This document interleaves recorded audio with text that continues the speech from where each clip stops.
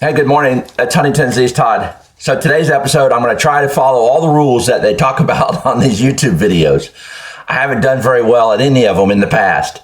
I want to let you know that everything I do and say is challenging, and I just want you to know that I'm doing the best I can. I started this project a long time ago, and it was much easier then. So this is Huntington's disease, Todd. Today's episode is going to be called, What Has Huntington's Done with My Loved One? You know what? I think that's a great title because it really does take a lot of explaining to go through. Where has our loved one gone? Sometimes we think the challenges of dealing with the person that's becoming the person that you knew and the person that we become, it's just hugely different. It's not like any other disease. Huntington's is not like, just having a simple memory disorder. It's not like having, a simple, I don't know. I don't want to call anything simple. Any of these diseases that you get are very challenging, but you got to take on the fact that Huntington's mixes with all those diseases together and makes them into one big jumble. So, what does the disease do to your loved one? I'm going to try to do this in 3 points. I'm going to tell you the 3 points now, and I'm going to try to stick with them. But if you would watch each point and we get to the end of the video, that's the goal of all of this. And if you click at the end of the video on some other videos that I show, it'll be cool. I only say that because I really want my videos to get more coverage and more views. I've had Huntington's disease. I was diagnosed when I was 52, and now I'm 64. I have a CAG of 41. And so other people in this that have the disease understand what those things mean. I'm trying my best to look at the camera, but I also have my little tablet here, so I keep looking up and down to those. I finally got a camera mounted in a position in my study. It kind of goes back to the old days of how my camera and my study were set up. I'm wearing a hat today because I'm not overly happy with my hair. I'm having a bad hair day. So what happens with our loved ones? What happens when this disease starts taking a hold? Back when I was 52 and got diagnosed, there was nothing wrong with me at all. I was totally normal. Everything was cool. I had some mental stress going on in my brain, so that started happening to me right away. But outside, the problem with Huntington's is we almost always look kind of normal, or we always act kind of normal. Now, the higher CAG and the higher degrading of the disease you have can make it much worse. So it can make those things, different too for you. But for me, an example, I looked very normal for several years after I had Huntington's. Even today, when you talk to me in public, you may think, oh, that's Todd, the old Todd. But inside, the wrecking turmoil in my brain is something that is just hard to even talk about or imagine. So I wrote down some points very early on, and I thought they were pretty cool. And one of them says, these are the 3 points I'm going to go through. The person that you were goes away. The person you become is not always beautiful. And then finally, sharing or talking about it becomes impossible. So that's an old adage that I put together that I thought it really does explain in great detail what Huntington's is all about. So the person that you were goes away. That's not necessarily something that happens quickly. Sometimes Huntington's disease comes on fast. It can come on slow. It can come on in just many different ways. But for example, for me to make a video now, I spend probably an hour and a half just in the prep to do something that's this simple. And then I'll do another hour trying to get it to the point where I can post it on YouTube.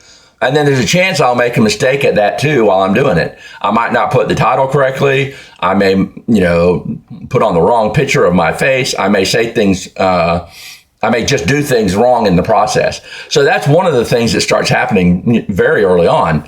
Our brain starts, having a process breakdown. Today's video is going to be a bit longer.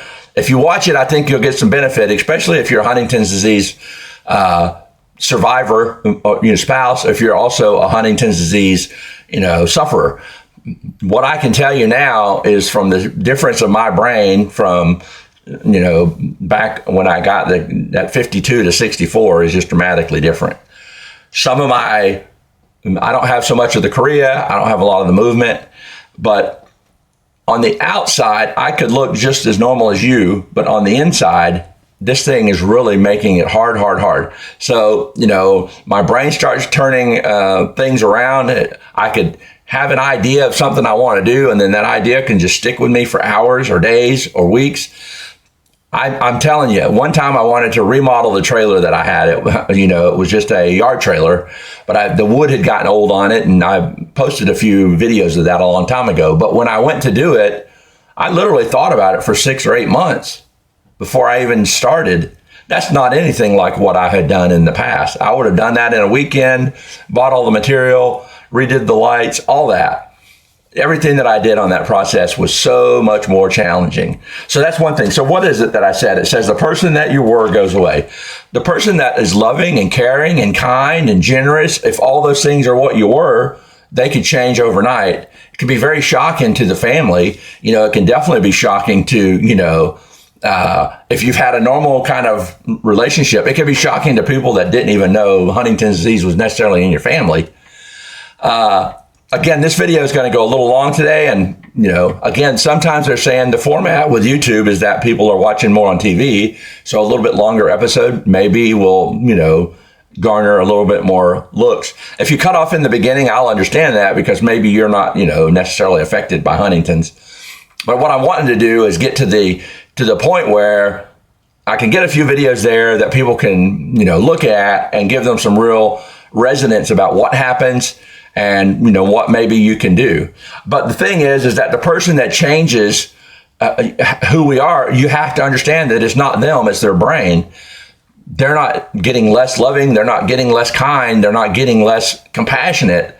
They're just literally losing the brain power to control those things. So again, that's just point one. Point two is the person you become is not always beautiful. I had a grandfather that had Huntington's. I've talked about this before. And then my mother had it. And those people were totally different. My grandfather, severe chorea. He was on heavy duty Haldol back then is what they called it. He went from being the nicest, most calm person to, being afraid of everything, coming super paranoid. We never knew what even his CAG was back then. Nobody even talked about that. There was very little known at that time. But with me today, I don't have those movements. I don't have that kind of thing. I have a little bit of movement. I could drop something. I can misplace things and that sort of thing. Some people out there have chorea, which is really more dramatic, and it can become a very challenging part of the everyday life. What happens is the part of our brain that controls these things starts rotting away, and as that happens, we all become less functional. We become less functional, and then again, that controls all the things that make us want to do anything in the first place. Going out to dinner, going out for the weekend, planning trips to the ocean or going to the beach or going up to the mountains, all those things become less relevant to us. I've tried over the last several years, to do as much as I could to just get through all of this processes, spend as much time as I could. Especially I've talked about my grandson, my boys. We've done some things. The last time I went to the races, and it was just this year, we went to some races in Gainesville.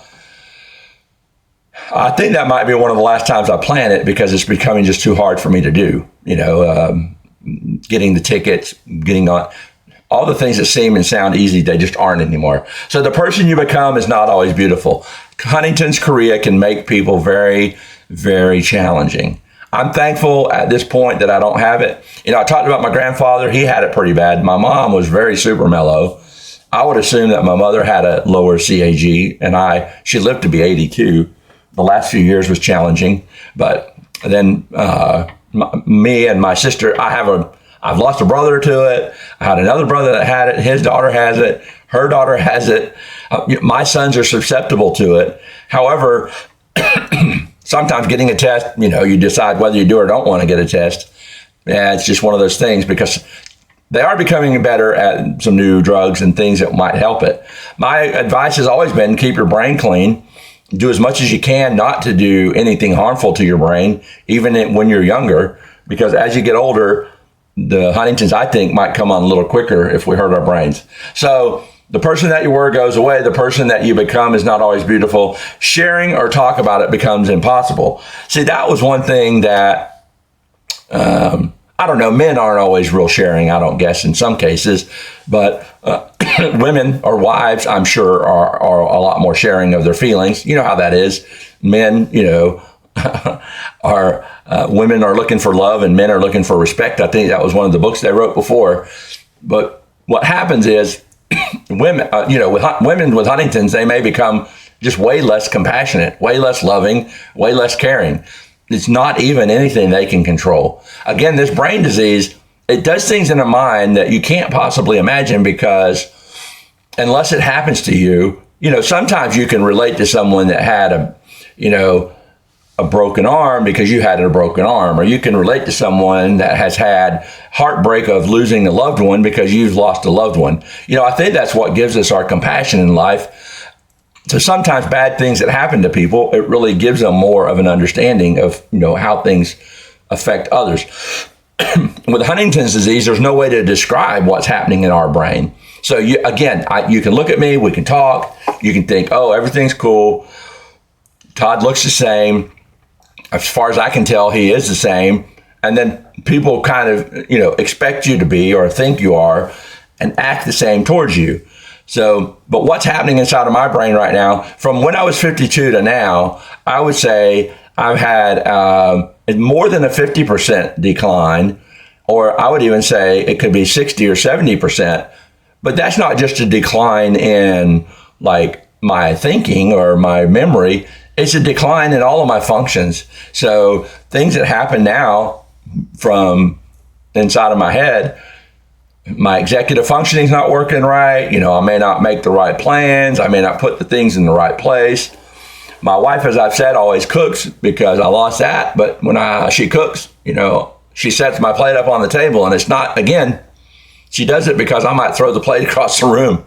Things like that too, the movements that come along with this, all the things that can happen. So like I say, having Huntington's disease is a whole different thing. So I wanted to do this video today because I want to try to stay on task with what the title was, which is, what has Huntington's done with my loved one?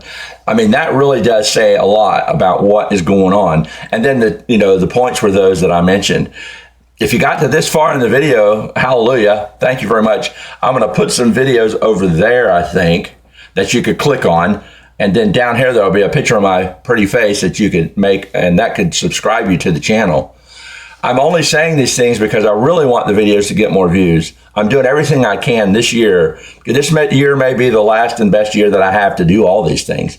So go to my page, look at some other videos, share this if you want to with family and friends. Sometimes you can sit down and watch my older videos with the family members at home, and it would give them a bunch more ideas of how this thing is going to progress and what's going to happen. Some of my older videos are the best. These newer videos, I'm doing everything I can. Huntington's disease Todd, thanks. And this is episode 6, and we're going to keep on plugging throughout this year. All right, have a good day.